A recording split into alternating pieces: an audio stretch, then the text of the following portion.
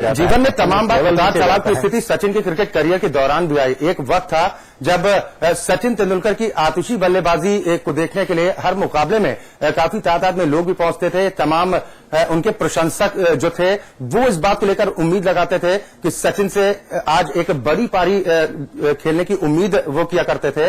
लेकिन आज जिस तरीके से इतने लंबे करियर का अंत हुआ, उतार चढ़ाव जरूर बीच में देखने को मिले थे, लेकिन पूरी मजबूती के साथ दोबारा मैदान में जब वापसी होती थी उसके बाद फिर उसी रॉ में सचिन तेंदुलकर नजर आते थे।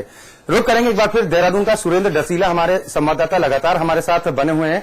सुरेंद्र, आपसे जानने की कोशिश करूंगा कि सचिन तेंदुलकर के सम्मान के लिए उत्तराखंड राज्य में भी तमाम जगह पर टूर्नामेंट्स का आयोजन किया गया। सचिन को विदाई देने के लिए पूरा देश मानो हर कोई इंसान अपनी तरफ से कुछ कंट्रीब्यूट करना चाहता है सचिन की विदाई के दिन।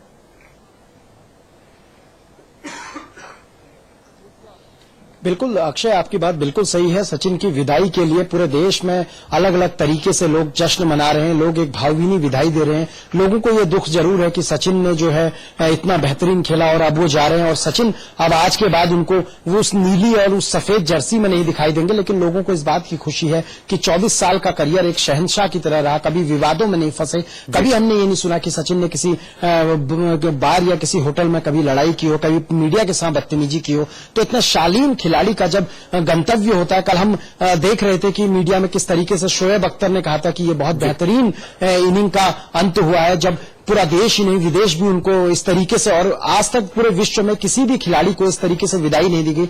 देखिए, मैं आपको अक्षय दिखाना चाहूंगा, मैं अपने कैमरा पर्सन से कहूंगा कि कुछ बच्चे आप देख सकते हैं इस वक्त किस तरीके से ये लोग एक्सरसाइज कर रहे हैं और यहां पर पहुंचे हैं। और सबसे जब मैंने बात की तो उनका यही कहना है कि हम लोगों ने जब पैदा हुए तो सचिन को खेलते हुए देखा और सचिन को देखते ही ये लोग क्रिकेट खेलना सीखे हैं। और वास्तव में ये बात है कि सचिन एक बड़ा नाम बन गया अपने आप में कि जिसने देश के बच्चों को भी प्रेरित किया। और बिल्कुल निश्चित तौर पर बच्चों को भी खासा प्रेरित किया। बहुत बहुत शुक्रिया सुरेंद्र तमाम चर्चा और बातचीत के लिए।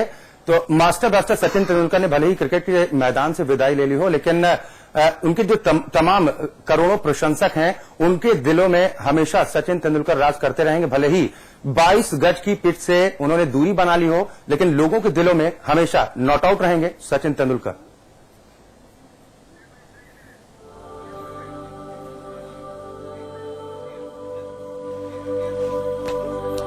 यहां तो महाप्रस्थान मास्टर ब्लास्टर सचिन तेंदुलकर का हो चुका है। उनकी यादों को संजोने की कोशिश कर रहे हैं हमारे साथ तमाम मेहमान हमारे साथ जुड़े हैं, लगातार उनसे चर्चा जारी रखेंगे। लेकिन यहां पर वक्त एक छोटे ब्रेक का है, फौरन हाजिर होता है।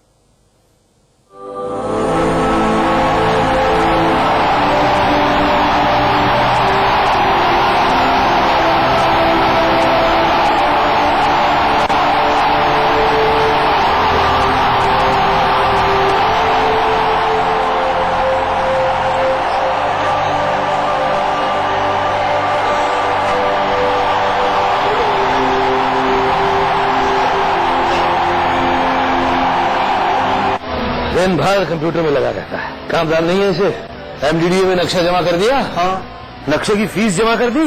हाँ पापा। अप्रूवल कब मिलेगा? वो भी मिल गया। घर बैठे बैठे? हाँ पापा। झूठ बोल रहे हो तुम। मैंने तुम्हें 3 दिन पहले ही एमडीडीए जाने के लिए कहा था। पापा, वो जमाने गए जब नक्शे के अप्रूवल के लिए 3-3 महीने लग जाते थे। अब ई गवर्नेंस का जमाना है। आवासीय नक्शा सिर्फ 3 दिन में अब घर बैठे मिल जाता है। घर बैठे मिल जाता है? आप यहां बैठिए। ये देखिए, ये एमडीडी की वेबसाइट पर लॉगिन किया, इस जरूरी जानकारी के साथ नक्शा अपलोड किया और शुल्क जमा किया, और 3 दिन के अंदर अप्रूव नक्शा हमारी ईमेल और वेबसाइट पर, वो भी डिजिटल हस्ताक्षर के साथ। अरे वाह! उत्तराखंड सरकार के बहुत से विभागों की सेवाएं अब ई गवर्नेंस की वजह से आसानी से मिला करेंगी।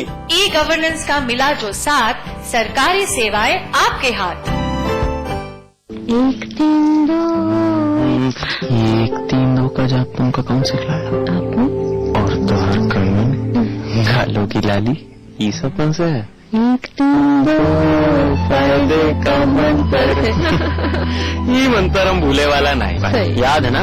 एनएम दीदी कह रही, पहले और दूसरे बच्चे के बीच रखो 3 साल का अंतर, जिससे माँ और बच्चा रहे स्वस्थ और होगी बहुत बचत। 1 3 2 है ना फायदे का मंत्र? टाइवा इन्वर्टर बैटरी, नया रूप, नई तकनीक, अब पहले से 40% ज्यादा पावर बैकअप, ताइवा इन्वर्टर बैटरी।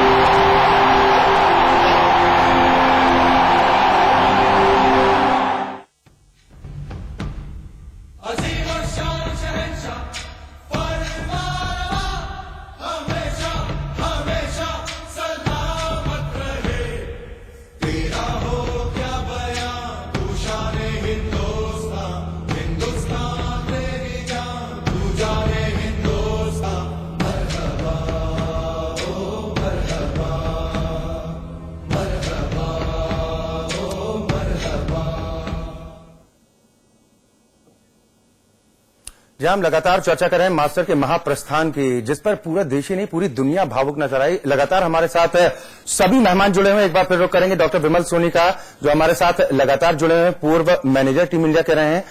विमल जी, आपसे समझने की कोशिश करूंगा, जब 1989 में सचिन ने पदार्पण किया था, क्या तब इस तरह की उम्मीदें लगाई जा रही थी कि एक छोटा सा दिखने वाला ये बच्चा एक इतना बड़ा बल्लेबाज बनेगा, पूरी दुनिया के लिए चुनौती भी बन जाएगा और इस महान खिलाड़ी को भारत रत्न जैसे सम्मान से नवाजा जाएगा? ऐसे पहले खिलाड़ी होने जा रहे हैं सचिन तेंदुलकर, जिन्हें भारत रत्न मिलेगा इतनी कम उम्र में?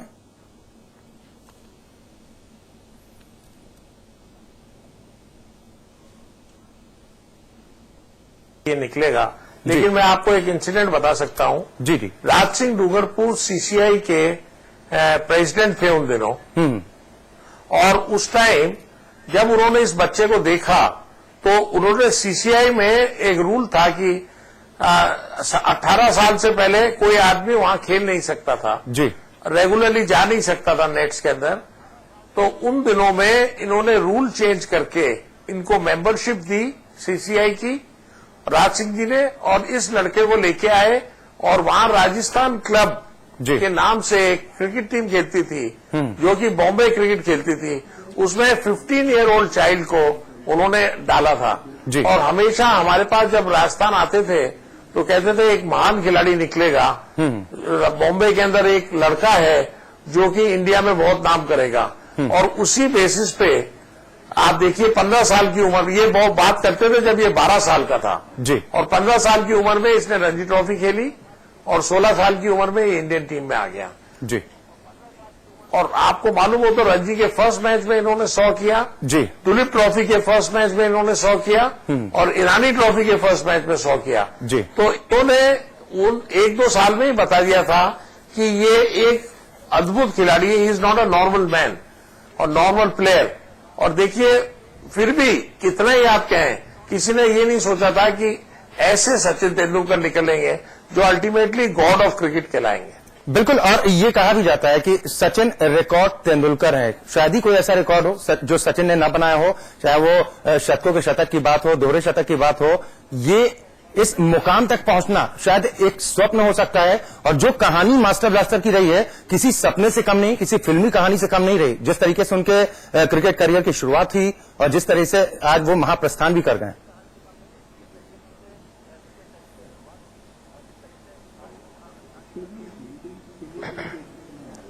जी डॉक्टर विमल। Thank you. चलिए, बिल्कुल, बहुत शुक्रिया डॉक्टर विमल सोनी हमारे साथ जुड़े हुए थे। लगातार हम चर्चा कर रहे हैं, बाकी गेस्ट हमारे साथ लगातार जुड़े हुए हैं। नमन शर्मा जी के पास चलेंगे, उनसे जानने की कोशिश करेंगे। नमन जी, आप युवा खिलाड़ी हैं और हर एक खिलाड़ी का सपना होता है कि आगे चल के मास्टर ब्लास्टर सचिन तेंदुलकर की तरह बन पाए, कम से कम उनके अंदाज में बल्लेबाजी करे। सचिन ने सभी के लिए सीखने को इतने बड़े मौके दिए हैं कि हर कोई उनसे सीख सकता है और किस तरह से अपने करियर को आगे बढ़ाना है, कितने संयम के साथ आगे बढ़ना है। एक मिसाल सचिन तेंदुलकर हमेशा रहेंगे क्रिकेट के लिए। जी बिल्कुल। हम जब भी प्रैक्टिस करते हैं तो उनकी वो इनिंग्स याद आती हैं हमें, जो हम बचपन से देख देख के बड़े हुए हैं, जिनकी जैसे शारजाह में उन्होंने 2 सेंचुरी बनाई थी, वो जी। मुझे पर्सनली मुझे लगता है कि वो सचिन जी की उनकी बेस्ट इनिंग है। और जैसे ऑस्ट्रेलिया के अगेंस्ट उन्होंने 144 और 142 रन की वो जो नॉक खेली थी, वो मेरी नजर में वो बेस्ट है, क्योंकि उस टाइम इंडिया को क्वालिफाई करना था फाइनल्स के लिए, और उन्होंने वहां पर आके नॉक खेला और फिर फाइनल्स में भी उन्होंने 100 करा। तो वो सबसे स्पेशल इनिंग्स है जो मैंने उनकी देखी है। बाकी भी बहुत अच्छी अच्छी इनिंग्स हैं। हम वो सब इनिंग याद करते हैं, जैसे अपने जूनियर्स को भी बताना होता है, या खुद के लिए भी अगर इंस्पायर होना होता है, या कुछ मोटिवेट करना होता है किसी जूनियर को, या आपस में एक दूसरे से बात करते हैं, तो उन्हीं की इनिंग्स के बारे में बात करते हैं, कैसे वो अपने आप को उस सिचुएशन में, उस प्रेशर सिचुएशन में से बाहर निकालते हैं और सारे प्रेशर को हैंडल करते हैं। वो कोशिश करते हैं उनको फॉलो करने की, और इंस्पिरेशन तो वो हमारी है ही हमेशा से ही, बचपन से ही वो हमारी इंस्पिरेशन है। तो कोशिश करते हैं कि जब भी वो आते हैं, जैसे वो काम रहते हैं विकेट पे, हर सिचुएशन में बहुत इजीली हैंडल करते हैं, अपने आप को बहुत काम रखते हैं। फिर कभी जब अगर सिचुएशन हैंडल में जब कभी रन्स थोड़े ज्यादा बनाने पड़ते हैं तो अटैक भी करते हैं। तो वो सब चीजें हम अपने दिमाग में रख के हमेशा ही मैच में बैटिंग करने जाते हैं, हमेशा ही। बिल्कुल। और सचिन की एक खास बात यह भी रही है कि उन्होंने मौका हमेशा युवाओं को दिया है। हमेशा सचिन की तरफ से इस बात को लेकर प्रयास रहे हैं कि जो खिलाड़ी बेहतर प्रदर्शन कर रहा है उसको मौका जरूर मिलना चाहिए, और यही वजह है कि T20 से उन्होंने सबसे पहले संन्यास ले लिया कि युवाओं को आगे आने का मौका मिले, और कम से कम कोई दूसरा सचिन तेंदुलकर राह में तेजी से आगे बढ़े। हाँ जी, ये बात भी है, लेकिन 2020 मुझे लगता है कि उन्होंने शायद इसीलिए ही करा है, आप जो बिल्कुल ठीक कह रहे हैं कि यंगस्टर्स को मौका देने के लिए, क्योंकि यंगस्टर जितने जल्दी जल्दी ऊपर आएंगे उतना इंडियन टीम के लिए बहुत अच्छा होगा।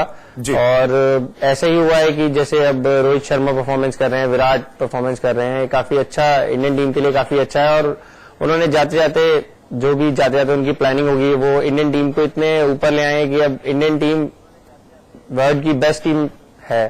तो उन्हीं के वहां पर उनके एक्सपीरियंस जो बिल्कुल नमन जी, देखना चाहूंगा अनुराग ठाकुर जी इस वक्त हमारे साथ जुड़ चुके हैं, संयुक्त सचिव है बीसीसीआई के। अनुराग जी, बहुत स्वागत है आपका समाचार प्लस में। धन्यवाद बहुत बहुत। क्या कहेंगे, आज मास्टर ने महाप्रस्थान कर लिया है और सबसे बड़े सम्मान से नवाजा भी जाएगा, इस बात का ऐलान भी हो चुका है। किस तरह से इस विदाई को देख रहे हैं? पूरा देश आज नम आंखों से सचिन को विदाई दे रहा है। वहीं पर एक खुशी की बात है कि सचिन को भारत रत्न से नवाजा जाएगा। जी, हमारे मित्र भी हैं और एक क्रिकेट प्रेमी और क्रिकेट प्रशासक होने के नाते भी जी, मैं सचिन को जहां बहुत बधाई देता हूं, वहीं आशा करता हूं जी, भविष्य में ये अवार्ड बाकी अच्छे खिलाड़ियों को भी मिलता रहेगा। और सचिन से शुरुआत हुई है, निश्चित तौर पर खेलों को इससे बहुत बड़ा सम्मान मिला है। बिल्कुल, सचिन जैसा कोई खिलाड़ी नहीं, इस बात में कोई शक नहीं है। पूरी देश ही नहीं, पूरी दुनिया सचिन की बल्लेबाजी को लेकर मिसाल भी देती है कि सचिन जैसा कोई खिलाड़ी ना इससे पहले हुआ है ना होगा। और मिसाल के तौर पर सर डॉन ब्रैडमैन की बात की जाए, उन्होंने भी कहा था कि मेरा अक्स सचिन में दिखता है, ये वो खिलाड़ी है जो आगे चल के महान खिलाड़ी बनेगा। जी, निश्चित तौर पर अगर आप उनकी परफॉर्मेंस देखें जी, तो 25 वर्षों तक भारत के करोड़ों दर्शकों का मनोरंजन किया है। जी, भारत को वर्ल्ड कप जिताए हैं और यहां तक कि भारत को वनडे और टेस्ट टीम में नंबर 1 बनाया है। जी, ढेरों उपलब्धियां हर टीम के खिलाफ जोड़ा शतक बनाया है। जी, कुल मिलाकर 100 शतक बनाए हैं। जी, 200 टेस्ट मैच खेले, शायद ये किसी के लिए भी करना एक असंभव सी बात लगती है। जी, निकट भविष्य में होता दिखता नहीं, लेकिन मुझे पूर्ण विश्वास है कि भविष्य की बात, अनुराग जी, भविष्य की बात आप कर रहे हैं, भविष्य की बात कर लेते हैं कि सचिन तेंदुलकर की क्रिकेट के मैदान से दूरी भले ही हो गई हो, सचिन के दिल में हमेशा क्रिकेट धर्म की तरह ही बसा है और हमेशा बसा रहेगा। लेकिन भविष्य की बात की जाए तो बीसीसीआई ने क्या कुछ योजना सचिन को लेकर तैयार की है? किस रूप में सचिन को आगे देख पाएंगे? देखिए, सचिन को तय करना है कि उनको भविष्य में दूसरी पारी कौन सी खेलनी है। जी, पहली पारी बहुत उम्दा और बहुत लंबी खेली है, जी, बहुत कुछ हासिल किया है, जी, लेकिन दूसरी पारी अब रिटायरमेंट के बाद उनकी जो शुरू होगी, जी, तो निर्णय हम सचिन पर छोड़ दें तो अच्छा होगा। तो जहां पर भी जाएं, जी, भारत के तिरंगे के मान सम्मान के करोड़ों लोगों के दिलों में बसे रहेंगे। जी, मैं आज की युवा पीढ़ी को केवल एक बात कहना चाहूंगा, जी, सचिन ने अगर ये मुकाम हासिल किया तो मेहनत और अनुशासन के कारण। जी, और युवाओं को ये सीखना चाहिए कि इतनी लंबी पारी खेलकर जी, तो इतनी उपलब्धियां हासिल करने के बावजूद वो जमीन से जुड़े रहे हवा में नहीं रहे, इसीलिए इतनी लंबी पारी वो खेल पाए। आज की युवा पीढ़ी उनसे जितना सीखे उतना कम है।